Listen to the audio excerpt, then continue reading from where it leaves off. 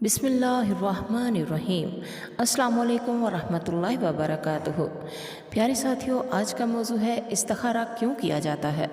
अगर कोई शख्स कोई कारोबार करना चाहता है या किसी के साथ कारोबार में शराकत करना चाहता है या कहीं अपनी औलाद की शादी करना चाहता है या दो अहम कामों में से किसी एक के बारे में उसे कोई फ़ैसला करना है कि कौन सा बेहतर है और कौन सा नहीं, या ऐसा ही कोई और मामला उसे दरपेश है और वो नहीं जानता कि ये काम उसके लिए बेहतर होगा या नहीं, ऐसी तमाम सूरतों में इस्तिखारा कर लेना ज़रूरी है।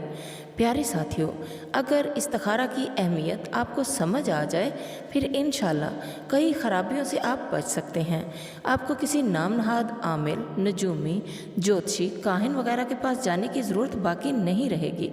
यकीनन आपका ये अकीदा तो नहीं हो सकता कि दस्तशनास, नजूमी और काहिन वगैरह अल्लाह ताला से ज़्यादा जानते हैं।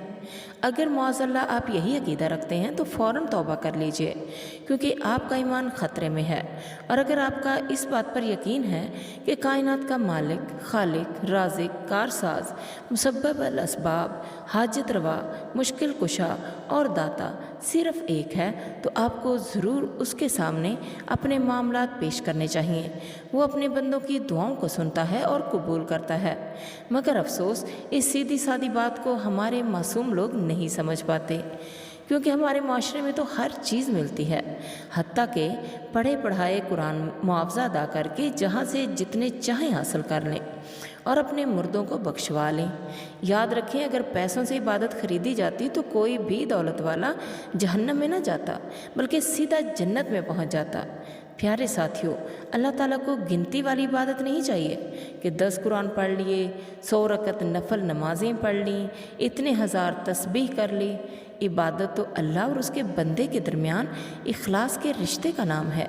इबादत का मतलब सिर्फ़ यही है कि बंदे ने अल्लाह को अपना रब मान लिया है और वो हर चीज़ उसी से मांगता है और अपने हर दुख उसी को बताता है। इसी से अल्लाह खुश होता है और इसी से अल्लाह और बंदे का रिश्ता मजबूत होता है। इसलिए कोशिश कीजिए कि अपनी हर दुआ, अपना इस्तिखारा, अपना हर दुख अल्लाह से ख़ुद बयान कीजिए। अल्लाह के सामने गिड़गिड़ाइए, अल्लाह के सामने रोएं, क्योंकि ये आंसू क़यामत वाले दिन जहन्नम की आग बुझाएंगे। अपने अल्लाह को ख़ुद राज़ी कीजिए, वो बहुत जल्दी मान जाता है और बहुत ज़्यादा नवाजता है। प्यारी बहनों, इससे अगली वीडियो का मौजू है कि इस्तिखारा कब किया जाए और इस्तिखारा करने का तरीका और इस्तिखारा के फ़वाइद। आज ही इंशाल्लाह ये वीडियो मैं अपलोड कर दूँगी, आप ज़रूर देख लीजिएगा। अल्लाह ताला से दुआ है कि वो हम सब को ऐसा बना दे कि हम अल्लाह ताला को पसंद आ जाएं और हमारी दीन, दुनिया और आखिरत सब संवर जाए। अल्लाह ताला हर मामले में हमारी मदद फरमाए। अल्लाह ताला की रहमत हर काम में हमारे साथ हो। अल्लाह ताला आप सब का हामी नासर हो। दुआओं में ज़रूर याद रखिएगा। अल्लाह हाफिज़।